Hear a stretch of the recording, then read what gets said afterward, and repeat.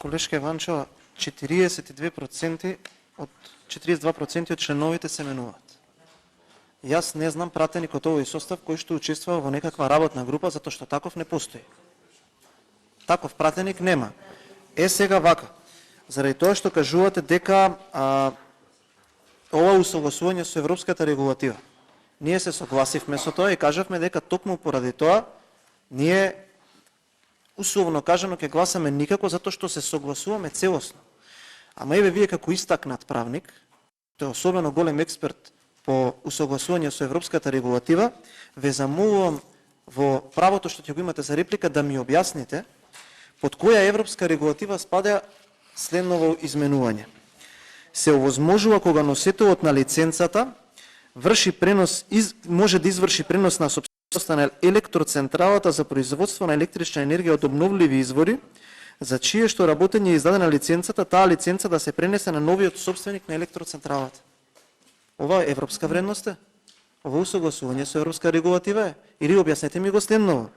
Со членовите 18 и 19 од предлогот се менуваат членовите 55 и 60 од законот со цел да се олесни и поедноставни постапката за издавање и овластување за изградба на нов енергетски објект, особено за електроцентрали за производство на електрична енергија од обновливи извори на енергија.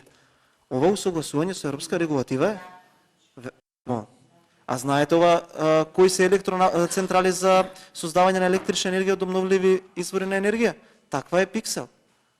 Јас не инсинуирам ништо, затоа токму со колегите од мојата пратеничка група изготвивме амандман.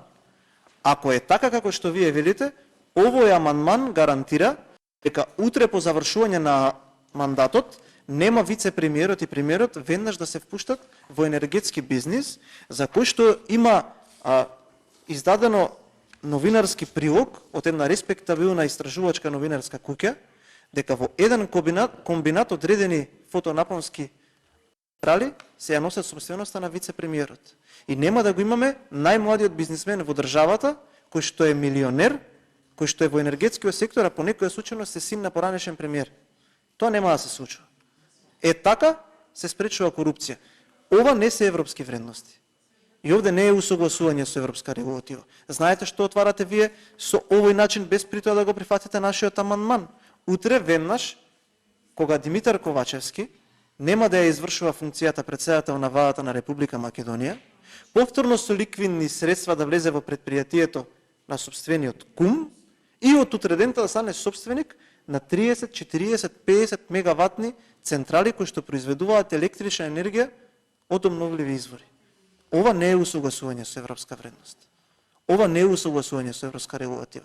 За разлика од тоа, еве има членот 25, проекти од заеднички интерес за договорените страни од енергетската заедница и земјите членки на ЕУ. Тоа е усогласување со европска регулатива. А ова не е. И затоа ве молам друг пат, кога сакате да одбраните нешто, кое што не се брани, секогаш имајте на ум дека некои од пратениците многу внимателно ги читаат членовите.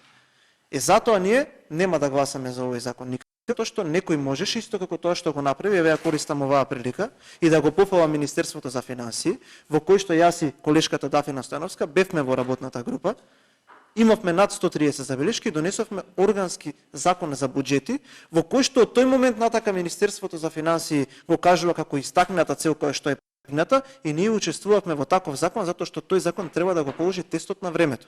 Затоа што утре кога ќе дојде министер од друга партија, тој ќе мора да го почитува тој закон, затоа што е донесен консензуално и сите заедно сме се согласили на одредени правила. Овој закон за енергетика во услови кога има енергетска криза, во услови во кога што не знаеме што таа национална стратегија која што вие како влада сте ја усвоиле и која што е во овој момент кочница за да се усвои оној заем за ликвидност од ЕБОР од 100 милиони евра, затоа што во таа национална стратегија стои дека ние ТЕЦ освоме и мораме да ја затвориме 31.12.2023 година и РЕК бива да ја затвориме во 2027 година, тогаш тоа е, како да ви кажам, тоа сосема друга тема на мојот. Во овој момент, ја лично сметам дека закон за енергетика, кој што има над 400 страници, кој што има 232 члена, требало барем некој од опозицијата да биде повикан да дојдеме, да дадеме наши предлози, а не понеделникот да биде стигнат во собранието и ние во истата недела да го поминеме. Тоа не е во ред. Ме разбирате? Ние сакавме само некој да не повика да ги дадеме нашите предлози. Затоа што тоа е практика, барем во закони кои што треба да ја одредат стратешката цел на Македонија во услови на енергетска криза во енергетскиот сектор, да имаме постигнато консензус за ваквите прашања. Вие тоа не го правите, а ви кажав две причини зошто тоа се случува. Ако сакате можам да ви кажам повеќе, дали е тоа европска или не европска вредност или усогласување со европска или не усогласување со европска регулатива, така да тоа беа нашите забелешки. Благодарам.